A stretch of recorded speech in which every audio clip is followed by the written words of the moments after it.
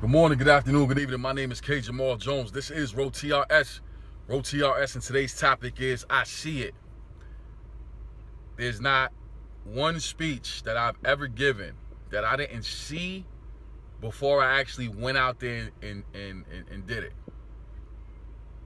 Every speech that I've done, especially within the last 5 to 7 years, I've always worked on it before I've actually done the speech, and I've always envisioned not only the words that I was going to say, not only how I was going to say it, not only how many people were there, but I envisioned vividly what I was wearing, what type of impact I would have on the crowd. I saw all of this and see all of this before every speech that I've done.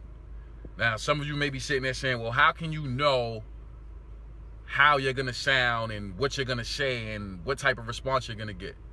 Here's the beauty and the magic of all of this. One thing my mentor told me a long time ago, he said, when you stand up to speak, whether it's long or it's short, say what you need to say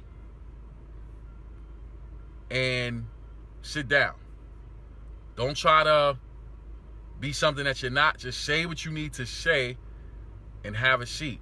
And when he said that to me, at first I was thinking like, okay, so if I'm standing there for 30 seconds and I sit down, is that okay? You know, I'm just a little bit confused by that. But then I thought about it and I realized when you stand up to speak, whatever it is going to be. You know what I'm saying? So if you speak for 30 seconds, you spoke for 30 seconds. If you bomb and you get nervous, you bombed and you got nervous. If you stand there with confidence, you stand there with confidence. So I made it up in my mind that I wanted to see myself being successful before I even got up to speak. I made it up in my mind that I saw myself saying something that would impact the audience in such a way that success was inevitable. So even to the point where I'm practicing how their response is going to be based on what I'm saying. So when you speak, and being myself as a speaker, if it doesn't grab you, if it doesn't draw you, if it doesn't inspire you when you're practicing, when you're working on it, then it's impossible for it to be able to grab, inspire, draw anybody else. Because the reality of it is that if you don't feel moved by what you're saying, nobody else will feel moved by what you're saying. If you can't see where you want to go before you get there, you'll never realize it. And it's like, wow. You know what I'm saying? Like, how is that possible? One of my other mentors also said, the only way you can get something is if you have something.